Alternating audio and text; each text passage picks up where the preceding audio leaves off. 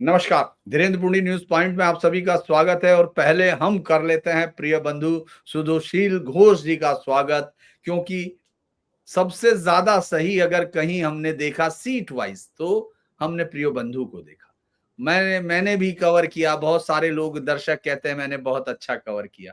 ये हुँ। कहने की बात है, लेकिन मैं ये जानता हूँ ग्राउंड पर सीट बाय सीट अगर किसी से मैं समझ पा रहा था तो वो प्रिय बंधु थे।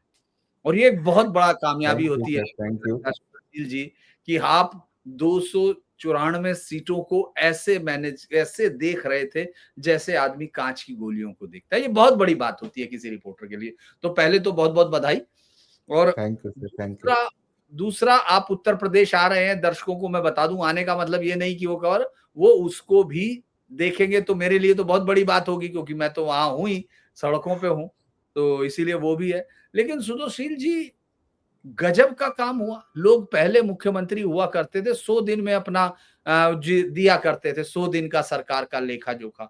क्या हुआ ये क्या मतलब शुभेंदु दा क्या खाते हैं? मतलब ये सुना आपने इतना दिन में कि सोएगा भी आदमी, उठेगा भी आदमी, इधर वहाँ भी जा रहे हैं, तेरहवीं हो रही है, वहाँ भी जा रहे हैं, फिर पार्क सर्कल पे जाके उनको भी बता रहे हैं कि जिनकी जेब में पत्थर थे, पैसे भी उनकी जेब से ही निकालेंगे। फिर 4 नाम भी बता रहे हैं। मैं अब आपसे पूछता हूँ एक सीनियर सीज़न्ड बंगाल की राजनीति पर तीखी नज़र रखने वाले विशेषज्ञ के तौर पे कि आप ये बताइए, आप इन दिनों का काम कैसे देखते हैं? और आप जो आपने सोचा था क्या उस तरह का काम है या कुछ आपको लगता है विचलन?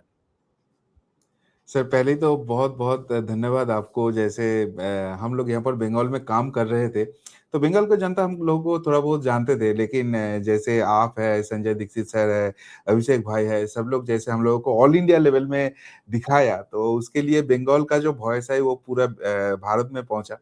और मेरी हिंदी तो इतनी अच्छी नहीं है, टूटी-फूटी है, लेकिन फिर भी आपके दर्शकों से जितना प्यार मिला, जितना आशीर्वाद मिला, तो एक खुशखबरी देना चाहता हूँ कि सब लोगों को डिमांड के हिसाब से मैं मेरा हिंदी चैनल भी अभी चालू कर दिया, प्रियो बंधु हिंदी करके, वहाँ पर वीडियो डाल रहा हूँ। तो जितना कुछ बंगाल में हो रहा है, मैं वहाँ पर अपडेट देने का कोशिश कर रहा हूँ। और दूसरी बात आप जो बात बोल रहे थे कि इतना अच्छा कैसे प्रेरित किया? देखिए, ये जो एग्ज़िट पोल या ओपिनियन पोल है, मैं आपके क्वेश्चन के आंसर देने से पहले ये बात थोड़ा बोल देता हूँ। ये मेरे लिए कोई मतलब पैसे मिलने का काम है, मुझे कोई दे रहा है, ऐसे कुछ नहीं है, ये मेरा पैशन है। मैं जब 2007 में चालू किया कि भई एक कंप्यूटर साइंस इंजीनियर हूँ और जब ओपिनियन पोल, एग्ज़िट पोल देखता हूँ, वो हमेशा मिलता नहीं है, तो ये क्या होक्स है या इसमें कुछ साइंटिफिक फ़ॉर्मूला हो सकता है जिसमें ये पकड़ा जा सकता है? तो मैं 42 लोकसभा है, 294 सीट्स है, एक-एक सीट के ऊपर मैं 2007 से कंटिन्यूअसली काम कर रहा हूँ। और ओनली 2021 जहाँ पर हम लोग चुके और अभी तो लोगों के सामने ये पता चल गया कि मैं वहाँ पर चुका नहीं था। जो यहाँ पर वोट चोरी होता था, इसलिए वो अब कैलकुलेशन नहीं मिलेगा। कोई सिविलाइजेशन नहीं मिला सकता है। लेकिन अगर फेयर इलेक्शन होगा तो हम लोग उसको रीड कर सकते हैं और वही रिजल्ट सामने आया। तो थैंक यू एवरीबॉडी वो सपोर्ट करने के लिए।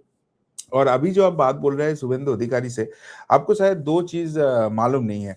एक तो पहली चीज़ है कि शुभेंदु अधिकारी का शादी हो गया है। शादी ऐसी कोई महिलाओं से नहीं हुआ है, जनता के साथ हो गया है, राजनीति के साथ हो गया है, लोगों को अच्छे करने के लिए हो गया है। हाँ, सच में मैं बोल रहा हूँ। अभी अब लोग शुभेंदु अधिकारी को देखकर चौंक रहे हैं कि भाई ये क्या खाते हैं? वो जब लीडर ऑफ ऑपोजिशन थे या वो विरोधी पॉलिटिक्स करते थे, आप उसका डेली का काम देख लीजिए। दिल्ली जा रहा है अमित शाह जी से मीटिंग करने के लिए, ऐसे नहीं कि किसी की चुगली करना है। उनका जो पॉलिटिकल पॉइंट्स है वो जाके डिस्कस करना है और बात सिर्फ अमित शाह जी नहीं, जहाँ-जहाँ पर जो-जो उसको मीटिंग करना है वो मीटिंग वो करके आ रहा है। सुबह निकल गया, मीटिंग करके देर रात को आया, तभी एयरपोर्ट में वो जो प्रेस कॉन्फ्रेंस है वो कर लिया। उसके बाद सुबह उठ के वो नॉर्थ बंगाल चले गए, नॉर्थ बंगाल से मुर्शिदाबाद आ गए, मुर्शिदाबाद से नंदीग्राम चले गए, नंदीग्राम से कोलकाता। ये जो वो करते हैं ना, सच में हम लोग चौंक जाते थे, भाई इतना एनर्जी कहाँ से मिलेगा एक लोगों को? तो ये हमेशा से शुभेंदु अधिकारी करते आए हैं और शुभेंदु अधिकारी को जब सीएम बना गया, तो वो जनता का सीएम बन गए। आपको अगर आप वो सेरेमनी अच्छे से देखे तो देखेंगे वहाँ पर बहुत बड़े-बड़े हस्ती भारतीय राजनीति का बहुत पॉपुलर चीफ मिनिस्टर वहाँ पर आए थे।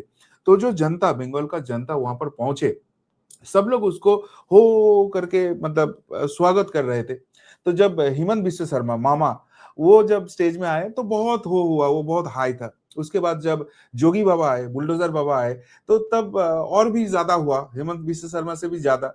जब honourable prime minister Narendra Modi ji आए, वो तो हमारे हृदय में है, दिल में है, तो उनके लिए तो मतलब वज्र गर्जन बोलते हैं ना, उस टाइप का आया।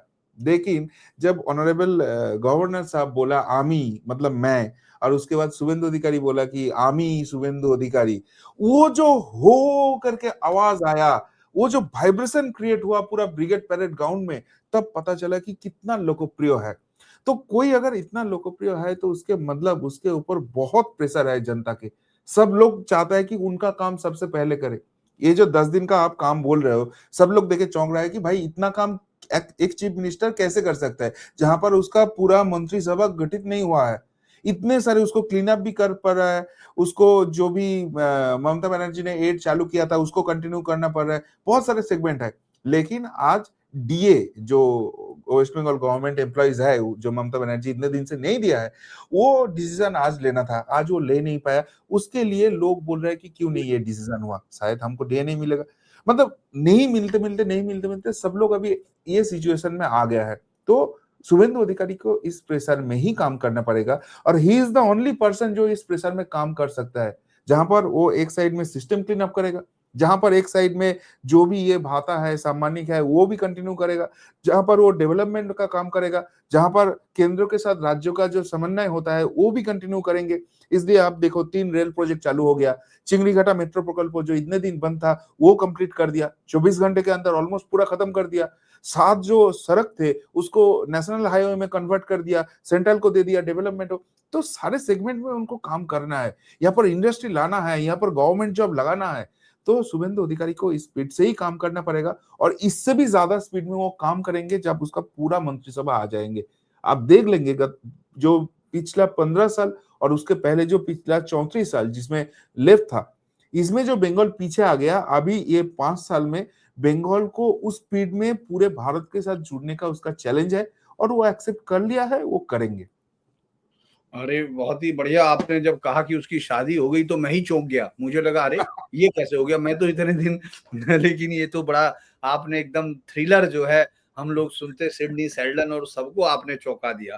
खैर ये जो अब हो रहा है, पार्क सर्कल में हुआ, आसनसोल में हुआ, फिर राजा बाजार में हुआ, ये सब को कैसे देखते हो? कि पहले से उम्मीद थी कि ये जिहाद का जो एक कंसेप्ट बंगाल में लग रहा था, बंगाल के जो, और मैं बड़ी हैरानी से देख रहा था, उनमें से ज्यादातर इतनी क्लियर हिंदी बोल रहे थे कि मुझे लग ही नहीं रहा था कि इनका बंगाल से कोई रिश्ता होगा। वो तो मुझसे भी साफ हिंदी बोल रहे थे।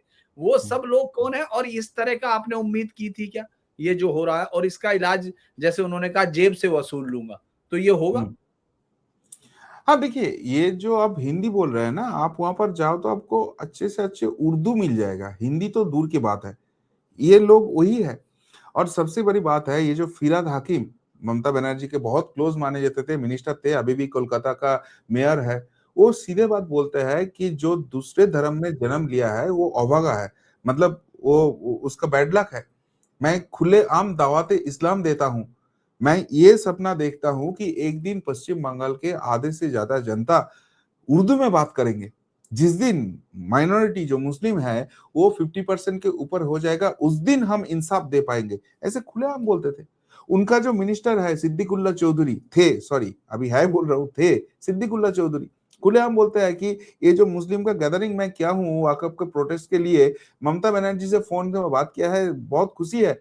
और उनके इंस्ट्रक्शन में मैं पहले जाके अभी जिला को टाइट करके आता हूँ, उसके बाद भी मुर्शिदाबाद मालदा इंसिडेंट हो जाता है, और फिर आके मैं कोलकाता को टाइट कर दूंगा। उनके जो क्लोज एड हुमायूं कबीर, जो बाद में बाबरी मस्जिद का नारा लगा दिया, जो बाबर के साथ पश्चिम बंगाल का कोई ताल्लुक नहीं है, वो बाबरी मस्जिद कर रहा है, जो बाबरी मस्जिद एक्चुअली हिंदू के ऊपर टॉर्चर का एक एक एमिसमल है, वो चीज वो करना चाहता है। वो बोलता है मुर्शिदाबाद, जहां पर एक्चुअली हिंदू माइनॉरिटी है, 30% हिंदू रहता है वहां पर, 70% मुस्लिम रहता है, बोलता है अगर है मुझे यहाँ पर 2 मिनट टाइम मिलेगा ना, मैं ये हिंदू को काट के भागीरथी, मतलब वहां पर गंगा मैया का नाम भागीरथी रिवर है, तो भागीरथी में मैं उसको भासा दूंगा। और ममता बनर्जी चुप रहते हैं। बाद में ये हुमायूं कबीर बोलता है कि ममता बनर्जी ने उसको बोला था कि भाई तू ऐसे बोल दे तो मेरा पोलराइजेशन होगा। ममता बनर्जी इतने दिनों से सेंट्रल को लैंड क्यों नहीं ट्रांसफर कर रहे थे? क्यों बॉर्डर में फेंसिंग होने नहीं दे रहे थे?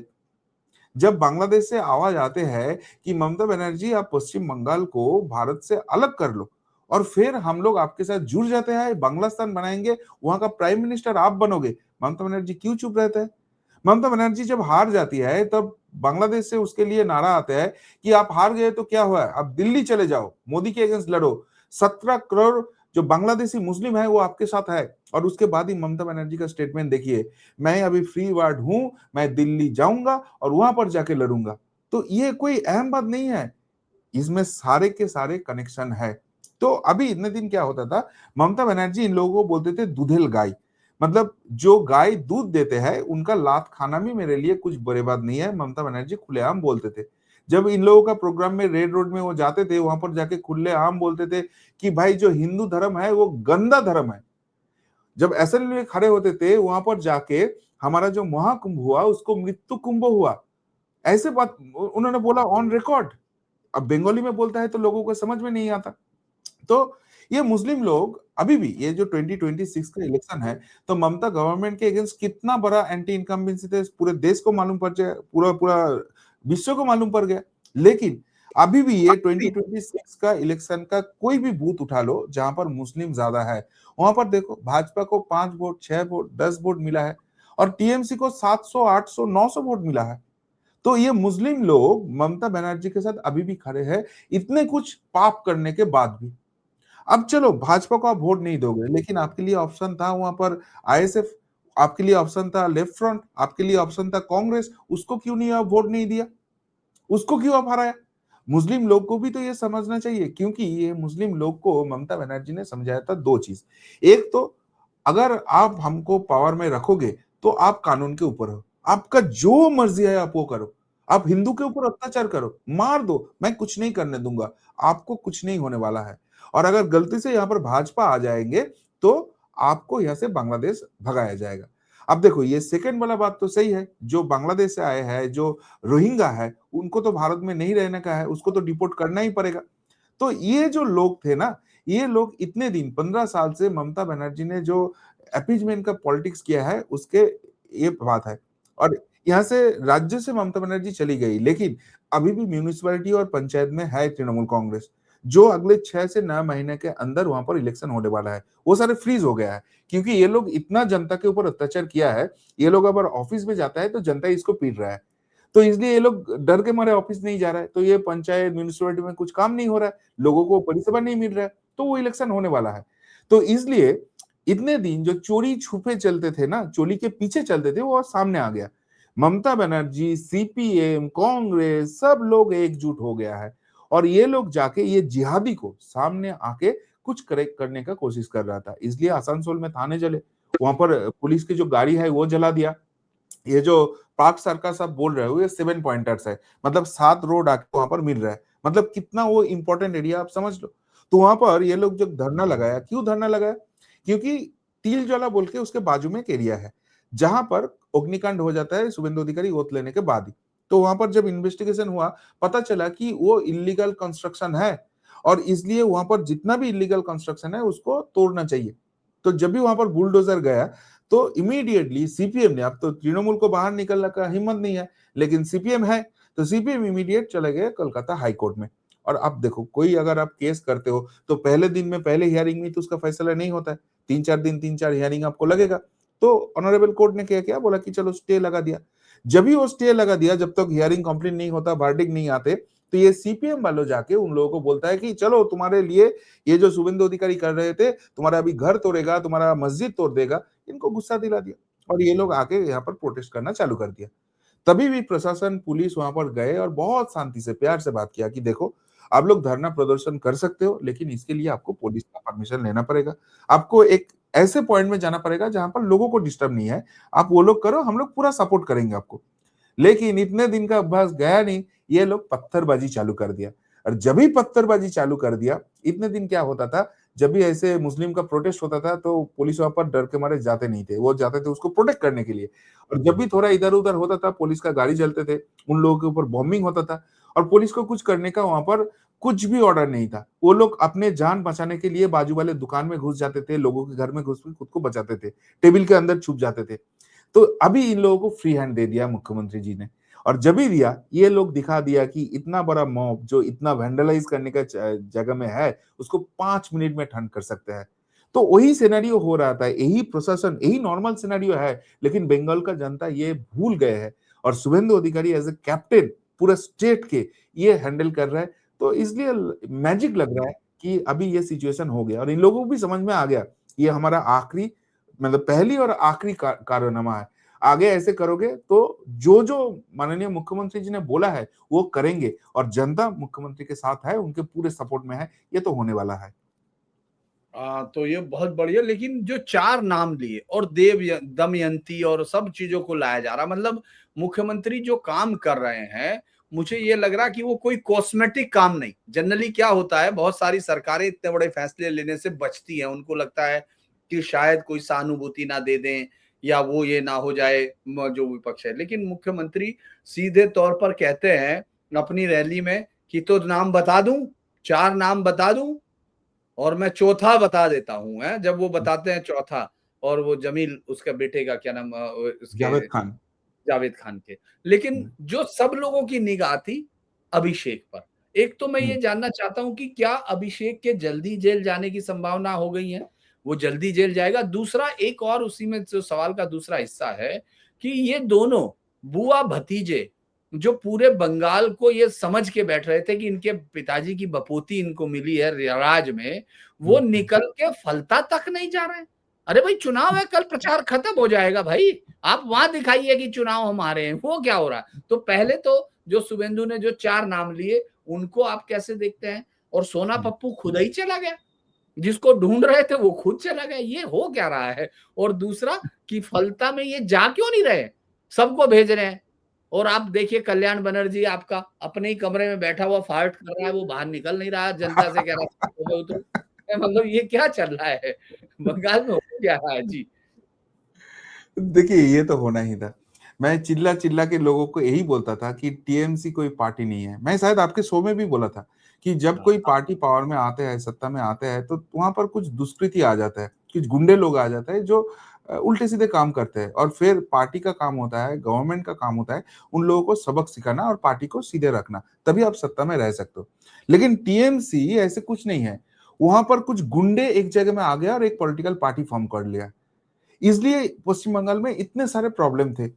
और अभी देखो आपके पीछे अगर पुलिस है, आपके साथ अगर एडमिनिस्ट्रेशन है, आपके साथ अगर गुंडे हैं, और सब लोग आपको जो हुजूर बोल रहे हैं, तो कोई गली का कुत्ता को उठा लो वो भी नेता बन जाता है। वो था अभिषेक बनर्जी, वो है ममता बनर्जी, उसके अलावा कुछ नहीं है। ये अभिषेक बनर्जी का इतना तामझाम था, इतना बड़ा डायलॉग था कि 4 तारीख 12 बजे के बाद डीजे बजाऊंगा, मतलब सारे हिंदू को जो टीएमसी के अगेंस्ट वोट दिया है उसको जिंदा जलाऊंगा या काटूंगा। ये अभिषेक बनर्जी का बयान था कि जो भी भाजपा करेगा 4 तारीख के बाद उसको घर के बाहर पोस्टर लगाना पड़ेगा। अमित शाह जी को चैलेंज कर रहा है। और आप तो सही बोला कि भाई फलता तक तुमको पहुंचने को नहीं हिम्मत हो रहा है, जहां पर आप बोल रहे हो कि 1.5 लाख वोट से जीतोगे। मतलब उसको भी समझ में आ गया, अगर वो पब्लिक के बीच में आएगा ना, तो पब्लिक वो आईन, अदालत, कानून कुछ नहीं समझता है, उसको 10-10 ग्राम का टुकड़े कर देंगे। ये है अभिषेक बनर्जी, क्योंकि इतना इसने अत्याचार, अन्याय नहीं बोलूंगा, पाप किया है लास्ट 15 साल से। अभिषेक बनर्जी क्या है, एक एमपी है, ठीक है, चलो भाई आप एमपी हो, लेकिन उसके लिए उसके घर के सामने का जो भी रास्ते है वो गार्डरेल से क्यों मुड़ा जाएगा? उसके घर के सामने क्यों जयमाल लगा जाएगा? कोई मोबाइल नहीं यूज कर पाएगा? जिस दिन अभिषेक बनर्जी घर से निकलेगा उस दिन उस इलाका का एक भी लोग क्यों बाहर नहीं चल पाएगा? क्यों वहां पर 700-800 पुलिस देके टॉर्चर करोगे? वहां पर बनर्जी फैमिली रहता है तो कोई चाय वाला, कोई गरीब इंसान नहीं रह सकता है, उसका प्रॉपर्टी आप छीन लोगे और वहां पर बड़े बड़े आपका फ्लैट बना लोगे। क्या है ये चीज? तो वो सारी चीज का तो अभी सामने आ रहा है। एक बंदे, राजीव सरकार नाम है उसका, विधाननगर साइबर क्राइम में उसका एफआईआर कर दिया कि अभिषेक बनर्जी ने जो बातें इलेक्शन के पहले किए था, वो अभी अभिषेक बनर्जी का ऑफिशियल फेसबुक पेज में अवेलेबल है। वो अगर जीत जाते थे तो भयंकर दंगा होता, लोगों को जान जाता, इसके अगेंस्ट इन्वेस्टिगेशन होना चाहिए। और पुलिस वो एफआईआर को एक्सेप्ट किया, उसको 6 जो धारा है वो लगा दिया। जिसमें अगर वो प्रूव हो जाता है तो अभिषेक बनर्जी को अगले 20 साल तक जेल में रहना पड़ेगा। और अभिषेक बनर्जी इसलिए आज भागे दौड़े पहुंच गया है कोलकाता हाईकोर्ट कि मुझे प्रोटेक्शन दो, मुझे अरेस्ट नहीं करना चाहिए। क्यों भाई? इतने दिन जब Kolkata high court, honourable supreme court verdict दे रहे थे, तब तो तुम नहीं मान रहे थे, तब तो बोल रहे थे वो साले बिकाऊ है। आज जाके तुमको याद आ रहा है कोर्ट का? तो ममता बनर्जी, अभिषेक बनर्जी, मैं ये बात शायद आपके पॉडकास्ट में बोला भी था कि ये अगर सत्ता से जाता है तो 3 महीना तक ये नहीं जाएगा। मैं इंडिया टीवी के शो में जब बोला था तो टीएमसी का जो मुखपत्र थे वहां पर बहुत गाली दिया मुझे एंकर ने मुझे वहां पर रुका कि भाई आप ऐसे बात नहीं कर सकते हो क्योंकि उसका 80 एमएलए है। मैं बोला कितने दिन रहेगा 80 एमएलए? उसके जो नॉर्थ बंगाल का एमएलए है, मुस्लिम एमएलए, सारे कांग्रेस की तरफ भाग रहा है। जो साउथ बंगाल का मुस्लिम एमएलए है, सारे आईएसएफ की तरफ भाग रहा है। और बाकी जो एमएलए है वो अभी छुप रहे हैं। जो पहले बार का एमएलए है उसके सामने कुछ नहीं है अभी, ठीक है। इनका जो बिष्णुपुर का एमएलए है अभिषेक बनर्जी का, खासम खास दिलीप मंडल, जो जीतने के बाद इतना हुंकार दे रहा था मार डालेंगे काट डालेंगे, तो उसके घर में पुलिस पहुंचा तो वहां पर देखा कि उसका राजमहल बन गया। जो 5 साल पहले एक मिट्टी के कुटीर में रहते थे वो अभी राजमहल में रहते हैं। कहां से आया इतना पैसा? चोरी से ही आया है। और अगर वो सच में वो इनकम करके किया है तो जब पुलिस जाता है वो वॉल क्रॉस करके भागते क्यों है? अभी तक क्यों सामने नहीं आते हैं? उसके बेटे को आज अरेस्ट किया तो उसके साथ रिवॉल्वर से लेकर वेपन मिल रहा है। क्यों मिल रहा है भाई? एक 21-22 साल का बंदा है, उसके पास रिवॉल्वर कैसे आता है? लाइसेंस किधर है? यही था टीएमसी कल्चर। तो ये सारे सिस्टम को तो सफाई करना है। और जो 4 नाम बोला है ये तो बस टिप ऑफ द आइसबर्ग है। अभिषेक बनर्जी है, वहां पर सोना पाप्पू है, वहां पर जावेद खान का बेटे का नाम लिया है। तो जो भी टीएमसी है, मैं एक चीज बार बार बोलता था कि टीएमसी सत्ता से आने से पहले या ज्वाइन करने के पहले वो बीड़ी होता है ना, जो मतलब आपको 10 रुपए के शायद 20-30 मिल जाता है, वो बीड़ी 3 बार बुझा के पीते थे। इतना था इनका गरीबी। और अभी ये सारे 7 स्टार फैसिलिटी में है, सबका दुबई जाने का औकात बन गया है। फॉरेन में इनका अकाउंट है। कहां से आया इतना पैसा? आप सर एक चीज बताओ, जब 2011 में टीएमसी सत्ता में आए तो बहुत ममता बनर्जी चिल्लाती थी कि भाई ये सीपीएम ने 2 लाख करोड़ का यहाँ पर डेब्ट करके चला गया, कैसे चलेगा? तो वो डेब्ट था 1947 से लेकर 2011 तक, जहां पर कांग्रेस का गवर्नमेंट थी, जहां पर जुक्तो फ्रंट का गवर्नमेंट था, जहां पर लेफ्ट फ्रंट का गवर्नमेंट था। वो सब गवर्नमेंट मिला के उतनों सालों में 2 लाख करोड़ किया है। जो भी करना नहीं चाहिए था, चलो कर लिया। अब ममता बनर्जी 2011 में पावर में आए और 2026 में गए। ये 15 साल में वो 2 लाख करोड़, अभी 8 लाख करोड़ डेब्ट हो गया है। कोई भी इंसान अगर वेस्ट बंगाल में पैदा होता है तो उसके सर के ऊपर 70,000 का डेब्ट है। ये कर दिया, चलो कर दिया, बहुत अच्छा है। लेकिन इतने पैसे से तो कुछ काम तो आप किया होगा। आप खुद वेस्ट बंगाल घूम के गए हो, बोलो वेस्ट बंगाल में क्या हुआ है? 15 साल पहले जो था वो अभी कहाँ है? कलकत्ता जो हार्ट ऑफ द स्टेट है, जो कैपिटल है, उसका रास्ते का क्या हाल है? उसका ड्रेनेज सिस्टम का क्या हाल है? इंडस्ट्री किधर है? गवर्नमेंट जॉब किधर है? जिधर देखो चोरी चोरी चोरी चोरी चोरी। तो ये चीज चला रहे थे। तो लोग तो अभी यहाँ पर बोल रहे हैं कि शुभेंदु दा बाकी सारे काम आप छोड़ दो, आपको एक काम टॉप प्रायोरिटी में करना पड़ेगा, एक नए जेल बना लो। क्योंकि टीएमसी का जो 90% लोग है वो जेल जाएगा। आप इतने लोगों को कहां पर रखोगे? कुछ लोग तो ये भी सजेस्ट कर रहे हैं कि ये लोग इतना पाप किया है, इतना चोरी किया है, इसको मेरे आपके टैक्स के पैसे में क्यों जेल में रखेंगे? इसको जो भाषा समझ में आता है, जो जोगी बाबा का स्टाइल है, वो कर दो। जमा सुबह करो, शाम को खर्च कर दो। लोग ये भी बोल रहे हैं। आप सोच लो टीएमसी के ऊपर कितना गुस्सा है। तो इस गुस्से के बाद अभिषेक बनर्जी का हिम्मत होगा, वो बाहर आएगा। दोनों बुआ भतीजे सिर्फ हाई कोर्ट जाने के लिए ही निकले, बस। इसके अलावा वो बाहर निकले ही नहीं है। फलता जाएंगे कि नहीं? हो फलता तो मुझे लगता नहीं। आपको लगता है कि जाने की? अब कल के बाद तो खत्म हो जाएगा। अरे वो फौलता छोड़ दीजिए सर, वो अभी खुद का बाथरूम जाता है क्या, इस पे डाउट है। घर में ही कर लेता है सुसु वसु। लोग तो उसके घर के बाहर जाके चिल्ला रहा है कि भाई तू तो बाहर नहीं निकल रहा है, खाना वाना है, तेरे घर में खाना पहुंचा देता हूँ, चल तू जिंदा रह। क्योंकि तुझे जेल भेजना है, घिसट के जेल भेजना है, और उसके लिए तेरे एक भी खर्च नहीं आने दूंगा। आईनी कानूनी कार्रवाई करके ही तुझे जेल भेजूंगा। लोग ये बोल रहे हैं। उसके घर जो जहां पर लोग घुस नहीं सकते थे, अभी कोलकाता का नया सेल्फी जोन बन गया है। मजाक बना रहे हैं लोग उनका। उनका औकात क्या है? उसका बस फेस देख लीजिए, जो इतना चिल्ला चिल्ला के बोल रहा था मार डालेंगे, काट डालेंगे, फोड़ डालेंगे, सनी देओल जैसे स्टाइल दिखा रहे थे, अभी रो रहा है, रोतलू बन गया। ये है अभिषेक बनर्जी का औकात।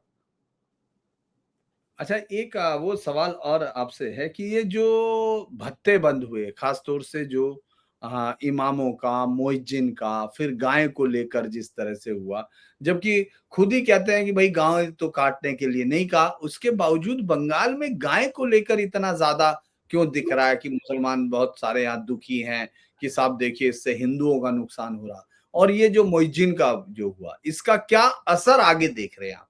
क्या ये फिर इकट्ठे होंगे या क्या होगा? क्योंकि बांग्लादेश वालों को तो आज कह दिया डिपोर्ट करूंगा, कोई चिंता ही नहीं है। और बांग्लादेशी हर कोई इस समय, हर कोई सुबह से निकलता है कपड़े फाड़ता हुआ, कहता है शुभेंदु को हटाओ, ममता को बनाओ, जैसे पीएम को वो ऑर्डर देते हो। ऐसा क्या है? जी। हाँ, तो अगर बांग्लादेश का हिम्मत है तो हटा दे शुभेंदु अधिकारी को, लाए ममता बनर्जी को, देखते हैं उनका भी कितना है। ये लोग तो बहुत सारे बड़े बड़े बात किए थे ना, जब शेख हसीना जी बांग्लादेश 4 दिन के अंदर कलकत्ता हम ले लेंगे। हाँ, तब वो कर सकते थे, क्योंकि उनका जो सबसे बड़े सपोर्टर ममता बनर्जी वो यहाँ पर सत्ता में थे, तो वो सारे सब कुछ कर सकते थे। अभी ये कुछ नहीं कर सकता है, ये बस मुंह से ही बात कर रहे हैं। और ये जो गो हत्या लेके बात हो रहा है, गौ माता का जो बात हो रहा है, यह मतलब इनका तो बहुत बड़ा प्रोपागंडा चलता है ना। ये जो इंडिया अलायंस का सारे सारे पिंडी लोग हैं, सब लोग मिलके तो ये प्रोपागंडा चलाता है, तो गलत प्रोपागंडा चला रहा है। गवर्नमेंट ने क्या बोला, खुद से कुछ ऑर्डर दिया नहीं। Honourable high court, supreme court का जो भी वर्डिक्ट था उसको गवर्नमेंट करके गैजेट करके सामने लेके आया, जहां पर क्लियरली बोल रहा है कि आप अगर सर्टिफाइड नहीं हो तो आप ये स्लॉटर नहीं कर सकते। जो सर्टिफाइड है वो स्लॉटर कर सकते हैं। दूसरी बात है, अगर 14 साल नहीं होता है गौ माता का तो आप उनको नहीं बंद कर सकते। तो इसमें गलत क्या है? ये तो honourable supreme court, honourable high court का वर्डिक्ट है, तो इसमें चिल्लम चिल्ली का क्या बात है? एक्चुअली लास्ट जब ईद गए थे ना, तो मैंने एक वीडियो बनाया था कि कलकत्ता बन गया रूह अफ़ज़ा। म्यूनिसिपैलिटी का जो टैप है, वो टैप खोल रहा है तो वहां से ब्लड निकल रहा है। सड़कों में जो पानी है वो पूरा रेड है, पूरा कोलकाता रेड रेड हो गया था। क्यों होगा? देखिए सर, आप आपका उत्सव जो है वो पालन कीजिए, कोई दिक्कत नहीं है, लेकिन आपको दूसरे धर्म का जो आस्था है उसके ऊपर भी तो आपको देखना पड़ेगा। अगर मंदिर में वो ब्लड चले जाते हैं, हम लोग कैसे उसको मानेंगे? तो हम लोग ये सहन लेते हैं, मतलब ये सही तो नहीं है, तो वही बंद किया है। अगर आपको कुर्बानी देना है तो गोट को दो, मुर्गी है उसको काटो, क्या प्रॉब्लम है? कोई तो नहीं बोल रहा है। ये लोग तो बोल रहे थे कि भाजपा आएंगे तो यहाँ पर मछली खाना बंद हो जाएगा, चिकन मटन बंद हो जाएगा। क्या बंद हुआ है? हम लोग तो एकदम जबरदस्त खा रहे हैं। जितना भी कर्मी हम लोगों को बुला रहा है कि भैया आओ, होता है चिकन मटन सब कुछ एक साथ में, भाई इतना नहीं खा सकता है, ये हाल हो गया। प्रॉब्लम क्या है उसमें? लेकिन आप अगर कोई स्पेशल धर्म से आते हो और समझते हो आप कानून के भी ऊपर हो, वो नहीं हो सकता है। दूसरी बात आप देखिए, इमाम मुअज्जम को जो पैसा मिलते थे ममता बनर्जी देते थे, क्यों देते थे? क्योंकि ये इमाम मुअज्जम इलेक्शन के जस्ट पहले उन लोगों के जो भी फॉलोअर्स है उन लोगों को बुलाते थे और बोलते थे कि भाई ममता बनर्जी को वोट देना है। क्यों? क्योंकि ममता बनर्जी बहुत अच्छे है। क्या अच्छा है? कुछ नहीं बोलेंगे। अच्छा, अगर भाजपा आते हैं तो आप लोगों को बांग्लादेश भेज देंगे, इसलिए देता है। वो अपने लेटर हेड में क्लियरली इलेक्शन के पहले वहां पर लिख देते थे कि टीएमसी को ही वोट देना है। अब बोलो, किसी गवर्नमेंट का काम होता है क्या कि किसी धर्म के बेसिस में किसी को पैसा देना, मंदिर बनाना? ये सारे काम जो ममता बनर्जी करते थे ये गलत है। उसके लिए लोग यहाँ पर परिवर्तन चाहे। तो नए सीएम ने क्या किया? शुभेंदु अधिकारी जी ने बोला कि भाई ये इमाम हो, मुअज्जिम हो, पंडित हो, सबके लिए ये सारे बंद करो, और ये पैसे का हम क्या करेंगे? यहाँ पर जो एक पहले से चलता था स्कॉलरशिप स्वामी विवेकानंद जी के नाम से, वही हम उसको रिवाइवल करेंगे, जिसमें आप हिंदू हो, आप मुस्लिम हो, आप ईसाई हो, आप क्रिश्चियन हो, कोई फर्क नहीं पड़ता। आप बीजेपी हो, आप टीएमसी हो, आप कांग्रेस हो, कोई फर्क नहीं पड़ता। अगर आप अच्छे स्टूडेंट हो और आपका आर्थिक स्थिति सही नहीं है तो गवर्नमेंट आपके पास में आएगा, आप पढ़ो, जितना पढ़ना चाहते हो आप पढ़ो, पूरा सपोर्ट आपको मिलेगा, और आप डॉक्टर बनो, आप आईएएस बनो। क्योंकि आप जिसी भी स्टेट में देख लो, जिसी भी देश में देख लो, बड़े बड़े कंपनी सबके टॉप नॉच जो पोजीशन है ना, वहां पर मैक्सिमम आपको बंगाली देखेगा। क्यों देखेगा? क्योंकि बंगाल में ऑप्शन नहीं है। लेकिन इसके दूसरे मतलब यह है कि बंगाली बहुत टैलेंटेड है, वो अच्छे काम कर सकते हैं। तो वो टैलेंट को अगर हम यहाँ पर ही स्कोप कर देते हैं तो हम लोग जो सोनार पश्चिम बंगो का सपने दिख रहा है वो तो सबने नहीं रहेगा, वो हकीकत होगा। तो वो स्टेप वो पहले दिन से चालू करना चाहते हैं। और ये लेकर अगर कोई राजनीति करते हैं, वो टीएमसी हो, सीपीएम हो, तो वो कैसे देश विरोधी है ये लोगों को भी समझ में आ रहा है। तो इसलिए सीपीएम वालों जब अब रास्ते में आ रहा है, उसको भी गो बैक सुनने को मिल रहा है। यही चल रहा है वेस्ट बंगाल में। एक आखिरी सवाल ये है कि आजकल सुमा राहा ये जो है जर्नलिस्ट है, ऑथर है, नॉवल है the swap, world Deccan Herald, front line NDT, पता नहीं कहाँ-कहाँ, और ऐसी बहुत सारी, उसके साथ सबा नकवी है, और दिल्ली में बैठे हुए बहुत सारे बंगाल के लोग जो यहाँ बैठ के लोकतंत्र की बड़ी-बड़ी कहानियाँ हाँकते थे। और एक और वो जो बच्ची जिसके हाथ और एंकल काट दिए थे, क्या उसका केस वापस आया है क्या? मैं ये जानना चाह रहा था उसके केस की प्रगति, क्योंकि आपने ही बताया था वो जो रेप जिसके साथ हुआ था बच्ची के साथ, नहीं, जो 2021 पोस्टपोल वायलेंस जितना था उसका तो रीओपन किया आज सारे। मतलब जो हुँ, इन्वेस्टिगेशन कंप्लीट नहीं हुआ उसको तो कंटिन्यू करेंगे। दूसरे हुँ, बात जो ममता बनर्जी, अभिषेक बनर्जी जबरदस्ती बंद कर दिया था, ऐसे 58 केस रीओपन हो रहा है। 181 नए एफआईआर हो गया है और पुलिस को क्लियर इंस्ट्रक्शन दिया गया है। लास्ट 5 साल 2021 के बाद जितना भी जगह डर के मारे लोग एफआईआर नहीं कर पाए, वो लोग आके आज अगर एफआईआर करना चाहते हैं तो वो एफआईआर लेना पड़ेगा। तो मतलब सारे जो केसेस है वो रीओपन होगा और जो इसके साथ इन्वॉल्व है उसका जो भी कानूनी कार्रवाई करना है वो तो होगा। मैं जो ये इस राइटर का या इन सब दिल्ली में बैठे हुए बंगाल के बहुत बड़े हिस्से का, उनका कहना ये है कि अचानक Bengali BJP leader is speaking in Hindi seriously, और हुँ। ये कई लोगों से मैं सुन चुका, इसलिए मुझे लगा कि आपसे ज़रूर पूछा जाना चाहिए। इसके बाद इसके उसमें जो सबा नकवी है यहाँ, जो मतलब वो तो ख़ैर जिहाद का एक जो पत्रकारिता में एक एजेंडा चलता है, उस तरह की एजेंडे की वो है। उसके पिता के नाम पे कमर नकवी एक हुआ करते थे, शहीद नकवी, आपको पता है पूरी दुनिया में हिंदुस्तान सरकार ने घुमाया, और उसके बाद इन लोगों ने जो जिहाद का एजेंडा है वो सॉफ्ट अपना शांति से चला। तो वो कह रही they have attached themselves to their masters, मतलब हुँ। ये क्या है? मतलब हिंदी में बोलना बंगाल में क्या वाक़ई खतरनाक होगा? या क्या वजह है? ये इस तरह के लोग, ये कौन लोग हैं? इनको हिंदी में बोलना, ये खुद यहाँ दिल्ली में रहते हैं, अपनी रोज़ी-रोटी यहाँ कमाते हैं, लेकिन इनको जो है वहाँ से बोलना, क्या लगता है? देखिए, इन लोगों को तो ममता बनर्जी के भाषा में बोलना चाहिए शुभोनंदन। वो ममता बनर्जी ने इन्वेंट किए थे ना, शुभोनंदन, उससे ज़्यादा कुछ नहीं बोलना है। ये दे आर इर्रेलेवेंट। अगर इन लोगों को ये बड़े-बड़े बात में ये सब कुछ आते थे, तो लेफ्ट जो मैंने बोला था कि 2% हिंदू वोट इससे हाथ से जा रहा था, वो चीज़ नहीं होता। 4.5% में आ गया। अब नोटा के साथ उसका अच्छे खासा फाइट चलता है। ये लोगों को दिक्कत है अगर कोई हिंदी में बात कर रहा है इसलिए। जब ममता बनर्जी ओपन स्टेज में ला इलाही इल्लल्लाह करके चिल्लाती है, तब इन लोगों को सुनाई नहीं देता। जब ममता बनर्जी वहां पर हिंदी में, टूटे-फूटे हिंदी में, मतलब मैं तो थोड़ा बहुत बोल लेता हूँ, ममता बनर्जी का हिंदी आप सुना है, कितना हाँ। खराब है। उस हिंदी में जब देश के प्रधानमंत्री, देश के स्वराष्ट्र मंत्री को गाली देता है, तब इन लोगों का कुछ नहीं होता है। ये लोग बात करते हैं।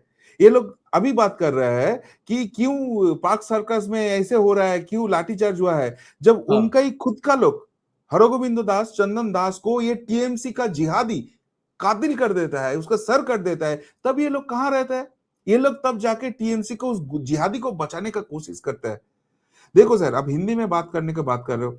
मैं बोला कि इतने दिन मैं बंगाली में बात करता था, मैं बंगाल में काम करता था, बंगाल का जनता मुझे थोड़ा बहुत जानता है। लेकिन बंगाल में इतना अन्याय हुआ है, इतना पाप हुआ है, इतना अत्याचार हुआ है, ये पूरे देश के सामने कब आया? जब आप लोग मुझे पॉडकास्ट में बुलाया, मेरे से बातचीत किया। मैं मेरे टूटे-फूटे हिंदी से बोला तो लोगों को समझ में आया। अगर मैं ये बात बंगाली में बोलता तो कितने परसेंट लोग इंडिया के समझते थे? पूरे भारत का जो सहानुभूति कि हाँ, यहाँ पर हिंदू को बचाना चाहिए, ये जो प्रेशर क्रिएट हुआ, क्यों हुआ? क्योंकि ये कम्युनिकेशन है। तो कौन-कौन से भाषा में बात करेंगे? यह संविधान में कहाँ पर लिखा है कि बंगाली होके हिंदी में बात नहीं कर पाएँगे? हाँ। ममता बनर्जी जब जाती है दिल्ली में तो कौन सी बात भाषा में बात करते हैं? ममता बनर्जी जब उनका जो डीप स्टेट का जब एंगल आता है, तब इंग्लिश में क्यों बात करने चालू कर देते हैं? बंगाली में प्रेस कॉन्फ्रेंस कर रहे हैं, तब इंग्लिश में क्यों बात कर दिया है? कोई तो सवाल नहीं उठाता वहाँ पर। तो इन लोगों का एजेंडा क्या है? इन लोगों का एजेंडा है कि बंगाली हिंदू खत्म हो जाए, वो मर जाए। अभिषेक बनर्जी जब बोलते हैं कि 4 तारीख के 12 बजे के बाद देख लूँगा। ममता बनर्जी जब बोलती है कि 4 तारीख 12 बजे के बाद आपको नाड़ू खिलाएँगे, मतलब आपको बॉम्ब से उड़ा देंगे, तब ये लोग चुप बैठते हैं। इन लोगों का बात का क्या जवाब दो? इसको जो जवाब देना था जनता ने दे दिया है और इसको इसका इतना रोना-धोना बहुत मज़ा आ रहा है देख के। जितना भी बहुत रोना-धोना कर ले, ये लोग एंटी नेशनल है, ये लोग एक जिहादी के ग्रुप के साथ है, ये लोग कुछ मकसद के साथ काम कर रहे हैं, ये लोगों को पता चल गया है। और ये लोग जितना अपना मुँह ऐसे खुलेगा, जितना ऐसे बात करेगा, लोगों के सामने पिक्चर ऐसे ही क्लियर हो जाएगा। और इन लोगों को अगर हिम्मत है, तो वही इसको खुला बात बोल रहा हूँ, इसको पूरा पुलिस प्रोटेक्शन दूँगा, ये जनता के बीच में आके बात करे। उसके बाद समझेंगे इसका बात का क्या दाम है। वो एसी घर में बैठ के क्या बात कर रहा है, उसका कुछ माइंड में ही नहीं लगता जनता का। तो धन्यवाद, आप जुड़े, बहुत-बहुत प्रिय बंधु मीडिया, और आप दोस्तों अब वो हिंदी में डालने लगे हैं, तो जितने हमारे सहयोगी हैं वो जाएँ, उस पर टाइप करें, सहयोग भी करें। मैं फिर कह रहा हूँ, सहयोग इसलिए करना चाहिए क्योंकि जब वो ऐसी जगह पर खड़े थे जहाँ जान जाने का खतरा था, जान जाने का, है ना? तो हम लोग चाहते हैं, और सब लोग पूरे हिंदुस्तान में इतना ज़्यादा प्यार मिला है बंगाल के उन जर्नलिस्ट को जिन लोगों ने इस स्थिति को बताया, तो मैं समझता हूँ कि आप सब लोग प्रिय बंधु मीडिया के हिंदी को उतना ही स्नेह और प्यार देंगे जितना आप हमको देते हैं। तो दादा बहुत ही बढ़िया आप जुड़े, उसके लिए बहुत-बहुत धन्यवाद। फिर हम लोग थैंक यू जुड़ते सर, रहेंगे। Thank you. आपका दिन शुभ हो। नमस्कार। नमस्कार।